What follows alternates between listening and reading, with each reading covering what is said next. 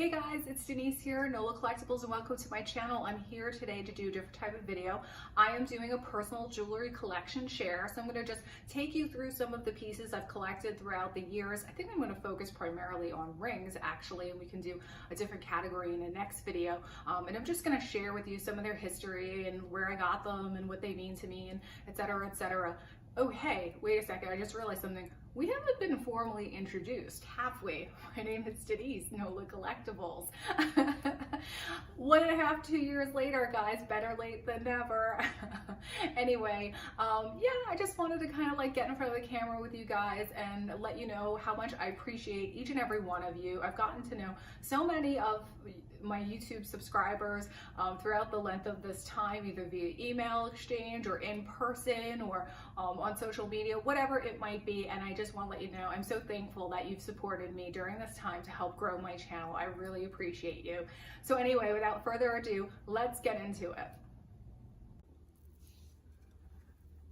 All right, guys, so this is basically a section of my collection of fine jewelry, and these items are pieces that I have amassed over the years, either that I've purchased for myself or that came from my family or were gifted to me or whatever, thrifted. Some of these were thrifted. Obviously, I think you guys have been with me with some of these when they were thrifted. So I'm going to get into these. I'm trying to figure out where I should start. I think I'm going to start right here with this ring. And so this ring, I think I could actually attribute to the piece of jewelry that really got me hooked on jewelry, loving jewelry, fascinated by jewelry, excited, all of those things. And so when I was a child, I want to say I was like 5 or 6 years old, my grandmother passed away and my family went to her house to go clean out her house. And my grandmother was very much the person who like hid her money under the mattress. And similarly hid her jewelry, and she had tons of jewelry. She was a big collector. She was known to go to the department stores in New York City when they were going out of business and get all of the jewelry on clearance. Anyway, so my family was cleaning out her home, and I'm a kid, so I'm looking around grandma's house, and she had this pair of elbow length like leather opera gloves, like I don't know if they were satin, I don't remember what they were, but I remember they were elbow length. And of course, any little girl loves dressing up. And so I went straight towards the gloves. I went to put them on, and inside the gloves was this ring. And so here it is, you can see it's kind of got this excellent like dragon motif. The dragons are, it's twisted and, you know, just interesting looking. They have ruby eyes. On one side, they have a piece of jadeite in their mouth. On the other side, they have a little piece of amethyst, and I've only seen maybe one other ring like this, and the value on it, I want to say, was about $2,000. And the piece in the middle, I'm not really sure what it is. It kind of looks like a star sapphire. It has that star appearance when you kind of move it around, but I've never tested this ring, so maybe I should. And this guy here is in this one's in 18 karat gold. You can see it's just a really unique piece. And when I found it, my mother just said to me, you know, Grandma left that for you. That's your ring. And so I've kept it ever since, and it's really just one of my most treasured pieces of jewelry. And so I love, love, love that ring. So that guy, we'll put that right back there. And these trays are awesome. You can get them at Amazon. You know, they sell these jewelry organizers, and they all stack up, which is really fabulous. So they have ones for like rings, ones for necklaces, ones for bracelets, and they will stack on top of each other, and then they have the lids as well. Maybe I guess I'll stay like in the family. This is another piece of jewelry that came from my grandmother right here, and this one is just a really, so interesting about this. You know, you have this jewelry, you never like think to test it because it's in your family for so long, and you're just like, you wear it, you know, and you have it. And I've had this ring for years, and I've always assumed this to be an amethyst, and you can see it's a very old ring. It's in a very old setting, likely from like the 1930s. It's absolutely gorgeous. The gold has a beautiful patina to it. Like they say that gold kind of blooms. The older that it is, the more that it's worn, it's meant to be worn, the color just kind of comes alive. And so I always assume this to be an amethyst, and amethyst is my birthstone. I just tested this on the Presidium, and it was testing as ruby sapphire, which made my head explode because it's very sizable. You could see it's got a very very deeply cut stone. You can see that the depth in the stone in the back, you can almost see it right there. And I love that it's open in the back and it lets all the light in. So I'm really not sure with this one, but I think I should probably, just because it tested as a sapphire, I think I should go get it. I should bring it to the jeweler and maybe get a better assessment on it. But that was definitely fascinating. So yeah, this was another piece of my grandmother's jewelry that I have and I've owned for quite some time that I love. It's just a gorgeous, gorgeous ring. So I have that guy too. I'll go from, let me see if I have any more grandma's jewelry. This one, I'm gonna go to my mom. My mother, she's still with me. She is very much alive. But hi, Ma. She also likes to watch the channel. She's given me jewelry throughout the years, and much of it she either purchased for herself or came from her mother. And so, but this ring, this specific ring right here, this is a synthetic spinel, and this one was purchased probably in the early 1960s, like maybe 1961, 62. And this was her ring that she first got her first job, which was in the telephone company in Spain, in Madrid. And she and her best friend, whom she still speaks to today, with their kind of first amassed paychecks that they got, they were so excited, they were earning money, so they went and they both bought rings. And so my mother got this big emerald cut synthetic spinel ring in 18 karat gold, and her friend, my mother tells me, she got one that was in yellow. So I don't know if it was also a synthetic spinel and lighter in color. I'm not sure. I've never followed up on that story, but I just love the fact that this was a piece of jewelry my mother bought for herself, kind of with her first paycheck to celebrate kind of earning some good money. So this again, something I just absolutely treasure and adore. And I think I'm looking at this jewelry, I'm in the sunlight here, and I'm thinking to myself, I need to clean a lot of these. I have to do a really good cleaning on some of this jewelry for sure. Also from my mom is this little jadeite ring right here. And I think this one actually was also my grandmother's jewelry. She had several pieces of jadeite jewelry that my grandfather had brought back from China when he was in the service. And so a lot of her jewelry kind of came back from overseas. Since she was such a jewelry lover, my grandfather used to purchase jewelry for her all the time. So this one is another piece here, and this is just a really lovely elongated piece of jadeite in a 14 karat gold setting. You see it's got really pretty open scroll work on the side, and so that's really beautiful as well. Let me see. Do I have anything else? This is another ring from my grandmother here, and this one I think is a married piece of jewelry. She used to also like to take jewelry to the jeweler and get custom work done all the time, and so I think this is an example of married jewelry where she took 2 gold bands and then she had the jeweler kind of make rose gold and yellow gold, connected them, and then there's ruby accents all around. So this is a really pretty little band with the rose gold and the yellow gold.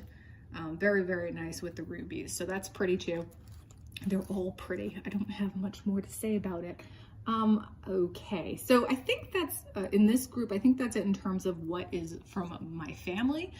And so I've always had, since my family was very into jewelry, I was always into jewelry. And so I started, even when I was in high school, purchasing kind of pieces of jewelry, significant pieces of jewelry. And I would comb through eBay. Even back then, I would go onto jewelry websites. Jewelry Television back in the day was an auction site, and they would sell, they had a section where it was 14 karat gold rings that they would auction off, and I would get them for pennies, literally. And I would troll the auctions on Jewelry TV, looking for deals all the time. So some of this might be from there or eBay. I was constantly looking on eBay back when the prices of gold were much more reasonable in the 90s.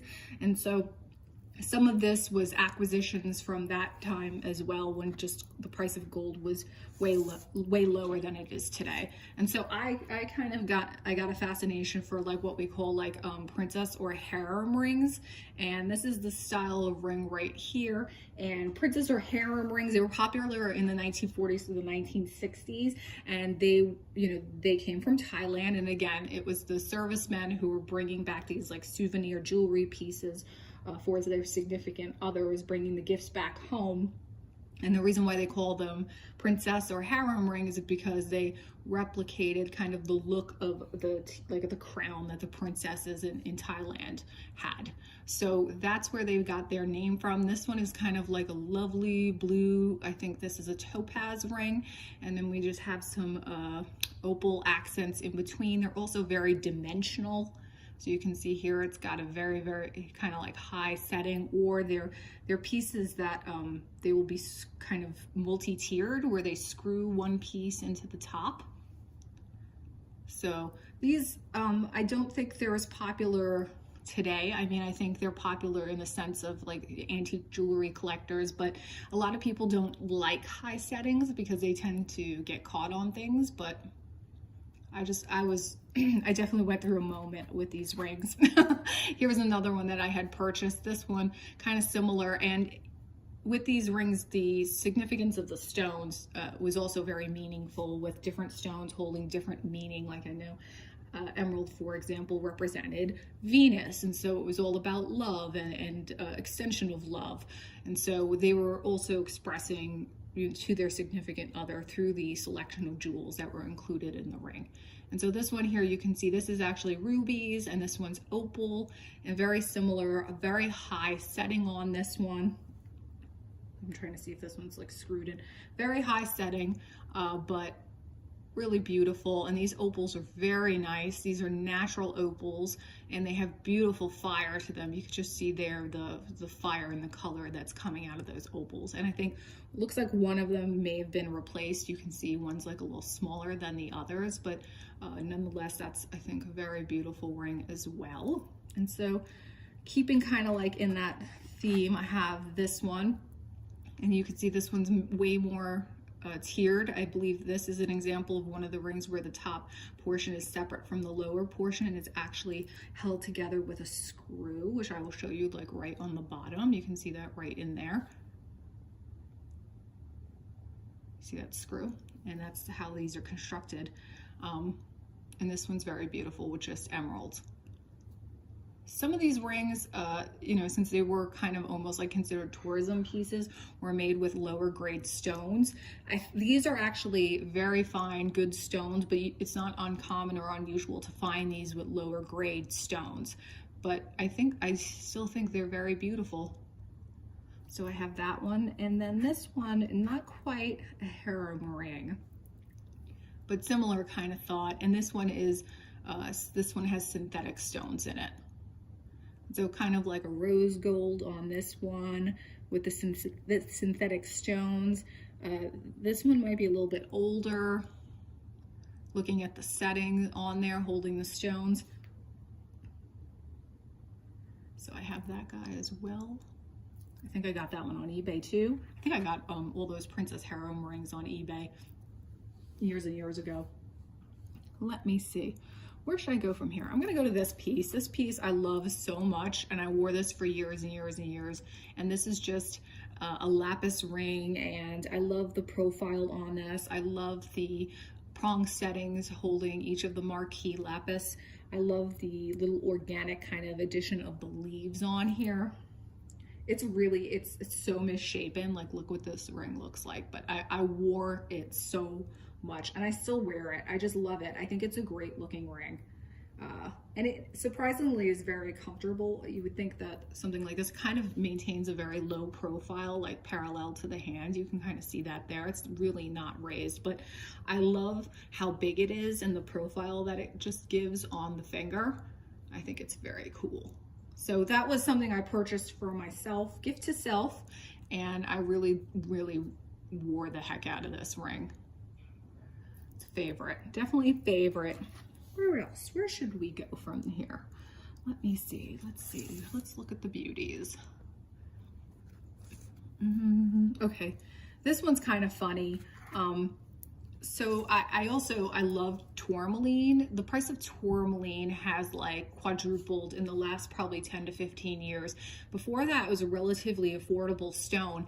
And tourmaline, it comes in a variety of colors. So you can see this is like a pink tourmaline, a red, they vary from like a deeper color to a deeper pink to a lighter pink to green. Then you will see sometimes the spectrum of the pink running into the green, what's called watermelon tourmaline. And so I went through a little bit of a tourmaline phase when it was still relatively affordable. And this was a piece that I picked up for myself during that time. And this is so funny because I don't know if you're familiar with Coralie Simmons. She was married to Russell Simmons of Fat Farm fame. She was a former model and she started the baby fat line. Anyway, Coralie Simmons for a hot minute thought she was going to get into fine jewelry. And so this is a Coralie Simmons piece of fine jewelry with a very large pink tourmaline surrounded by diamonds in 14 karat gold. So, despite the fact that we're talking baby fat here, like I said, she tried her hand in fine jewelry. It didn't last very long. And so that's a piece of yesteryear, or more specifically, the early 2000s. Let's see. This ring I think is very cute. Purchased this one for myself. I think I got this one on eBay as well. And this is just a blue chalcedony cabochon, and I love the prong setting on this guy. And I think it's got very sweet, kind of like almost Celtic inspired hearts on the side.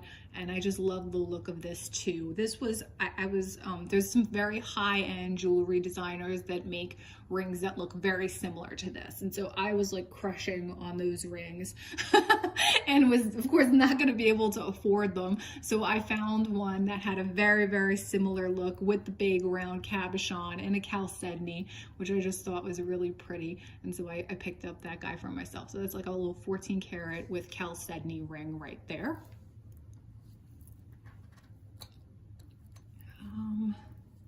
Of course, you know me, I do love Art Deco inspired, Art Deco type jewelry. I do love Art Edwardian. I love Victorian styles as well.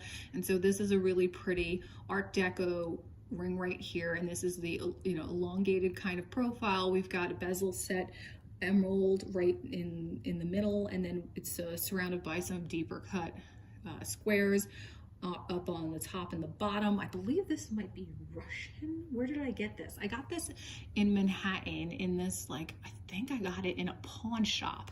And it was this, I'm saying it's Russian. I don't think it's Russian, but the guy working there was Russian. And so I negotiated with him. He had this in his shop. It was the dustiest, old school New York City pawn shop.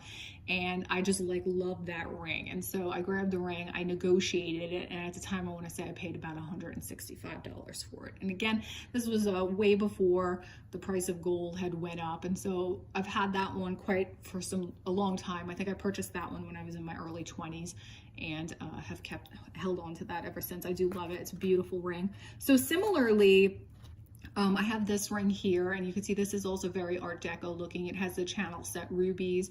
Again, the elongated profile. It has diamonds going down the middle. They are not the best quality diamonds, but they're they're nice mine cut diamonds. So they're a little bit rougher in cut. Modern diamonds today are very, very faceted. Like you see, all of these brands selling these crazy faceted diamonds with, that they trademark these cuts with all of these tons and tons of facets. But back in the day, when diamonds were cut by hand, they were more simpler in terms of, the table and the cuts on the stones. And so this one, at the time, I was working around Rockefeller Center, New York, which was right where Fifth Avenue, right around 52nd Street or so. And so on my lunch break, I'd get bored and I didn't want to be in that area because it was so packed with people. I would go walk in the Diamond District, which was not that far away, just for fun. And so I would roam around the Diamond District. I would talk to all the jewelers and, it was all these older Jewish men, and they were so lovely, and they would talk about jewelry. And sometimes they're like, well, are you looking for jewelry? What styles do you like? And we would talk about that. And I told one guy, I was like, I love Art Deco. And he's like, I have this really sweet ring. Someone just sold it to me. I think you might like it. And so he pulled it out, I don't know of where, and he was like, what do you think? And I was like, I do like it. So he sold me that, and I want to say that one at the time maybe was like 500 or so. But it's a very pretty ring. I used to just have a great time walking around the Diamond District talking. I remember one time I went into this one jewelry store, and the guy was like, can I help you, miss? Or what are you looking for? Is there anything specific? And I said, no, I'm just looking. And he started showing me jewelry. And I was like, I don't like modern jewelry. I like old. And he was like, well, you came to the right place because I'm here. He's like an older guy. He was like, I like the sound of that. I walked right into that. But yeah, it was fun. It was a good time. Always a good time. Pink. Okay, let's stick here with Art Deco. This is a little bit of a different iteration of an Art Deco style, and this is kind of like the cabochon in the setting here. This was not unusual for you to see kind of really beautiful cabochon setting. And so this is a cabochon amethyst, and then we have the diamonds going up and down the sides of the shank. Very lovely, very delicate, definitely very refined. I love the way this looks on. The light goes through the cabochon in the most beautiful way. It's really beautiful. And similarly, this one I also purchased in New York, and I was passing by a jewelry store right around Grand Central Station. I remember mostly where I bought all these rings. And I just saw it in the window, and I loved it. I just thought it was so beautiful. And like I said, amethyst is my birthstone. So for me, I was like, that has to be mine. There we go. Very pretty. So I don't know if I'm going to do all of these, you guys, because I feel like we'll be here all night long. Let's see. What else is interesting? What else is cool? Let's maybe look at some thrifted items. So most recently, I pulled this little Victorian carnelian ring out of a jewelry bag. Let's see if we move this and we can get to focus more on the rings. There we go. Oh, nope. There we go. A little Victorian carnelian cabochon ring right here. Very delicate, fine setting, but very lovely. And I love the setting on this. It almost has like a claw kind of setting. We're having some focus issues today. Claw setting, you can kind of see that, the way multiple prongs all the way around the cabochon, they kind of resemble a claw. It's a rose gold, very delicate, fine little ring, but this one definitely made me happy. It was at the bottom of the bag. You know what I say, there's always goodies at the bottom of the bag. So that one came from a jewelry bag. This one came from a jewelry bag. This one is gold, and it has a synthetic ruby in it, and it has hallmarks from France. And this one's just a gorgeous little ring as well. Of course, it's teeny tiny, but that's a really beautiful ring too. The cut on that stone is absolutely spectacular, and just a very simple setting on that one, but a lovely piece of older French jewelry. Also, similarly, kind of went through a pink gemstone phase. Oh, I told you I liked tourmalines and pink tourmalines and stuff like that. So in that color spectrum, what became popular for a minute, still is popular today, but definitely I think had a peak of popularity maybe 10 to 15 years ago, is morganite. And so, you know, morganite is a type of rose beryl. It's in the beryl family, but the reason why it's called morganite is it's named after J.P. Morgan, the financier. And the financier, he was a huge gem collector during the early 1900s, like 1910, 1915, known for his gem collections. And he was also philanthropic, and then he gave to a lot of arts organizations. So the stone was named after him. So it's a piece of jewelry where the stone, rose beryl, but you know, it's very beautiful, very feminine, light pink. They get a little deeper in terms of coloration, but I love this because again, this is just, it's a very feminine, I think, looking stone there in that beautiful kind of pink blush color. And so this guy is pretty big. I want to say this is like a 4-carat stone. And I love it just because it's a solitaire, and I tend to wear it with just like eternity bands, like a stack of eternity bands, well, on either side of it.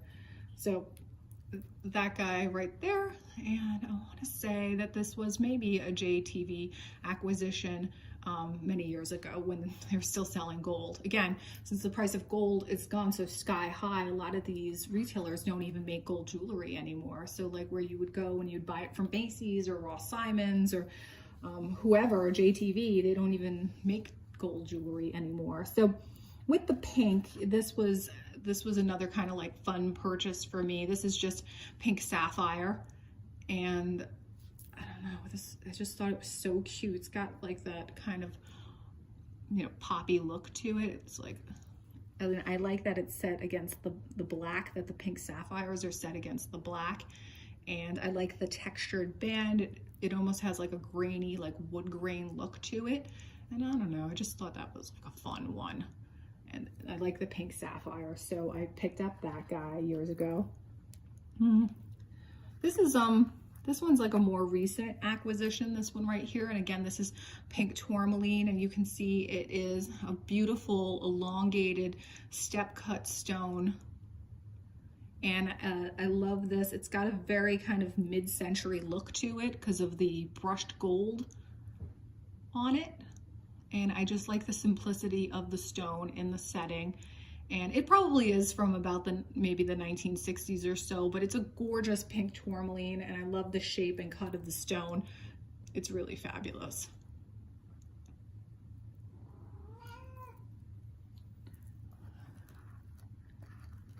I am going to go, I'll go right here. This was another thrifted, this is a pink sapphire. This was thrifted, a thrifted ring. I purchased this at my Goodwill. The Goodwill near me, damn, we're having some focus issues. The Goodwill near me, there was a new one that just opened up, and I like to go to the new store openings because let me see if we can fix this. I don't know why we're being fussy today. How is this? Oh, there we go. They open, I like to go to the new store openings because they bring in stock from surrounding areas, and they bring in like pretty much the best of the best. But this guy was just sitting there in the case all by itself. I don't know why it was there by itself. No one saw it, and I want to say it was $6.99. And what this ended up being is gold, 14-karat gold with a beautiful little sapphire, and it's a pink color, but it has a little bit of warmth to it, so it's like a pink purple sapphire. And I love the little setting that it's in as well. And this guy, I would love to size it up, but it's so tiny. It's like a size, I'm gonna say it's like a 4.5 or a size 5, but really pretty sizable pink sapphire there. I'd say that's probably about 1.5 carats. So that was from my Goodwill store. Also from my Goodwill store is this guy right here, and this is a quartz, smoky quartz, and also an older ring. Let's see if I can put this one on. Let's see. Pretty sizable smoky quartz. Really lovely faceting on it. Really nice Art Deco kind of slightly raised setting on it. And I forget what I paid for this one, but this was something else that I also found at Goodwill, and they obviously didn't realize it was fine jewelry, which I've found in this other particular Goodwill. I have found quite a bit of good fine jewelry there. They just don't realize they put it in these like dusty velvet display, these really dusty velvety like display things. They just like dump it all in there. And so I go through it and I find some real goodies sometimes. So I think I'm going to start, I think that's it for today, you guys. I'm going to end with, I've talked about I've talked previously about uranium glass and how it was popularized, and you know, jewelry that fluoresces is kind of having a moment right now. Everything that fluoresces is having a moment. There's a uranium glass Facebook group, uranium jewelry Facebook group. So this is actually a Sarah Coventry piece, so it is, you know, it's costume, but it does have uranium glass rhinestones in it, and I think it's fun. I just think these are fun. These were part of a birthstone series that they did. They made this design with all different, like, you know, amethyst for February, you know, clear for April, December. I don't know if I'm getting these right. This is August. It's supposed to be peridot. It's actually uranium glass. So that's a really fun one. And then I got this out of a thrift store bag as well. This is a big honking uranium glass piece of jewelry, and probably like what would be the equivalent of a 6-carat stone. But again, this is costume jewelry, but I think they're so fun. And so, yeah. So I think I'm gonna wrap it up, you guys. I hope you enjoyed my sharing my collection with you all, and I really appreciate you tuning in with me here. And so I hope you guys are having a great weekend. Give me a like on the way out, subscribe if you haven't already, and I will see you at the next one.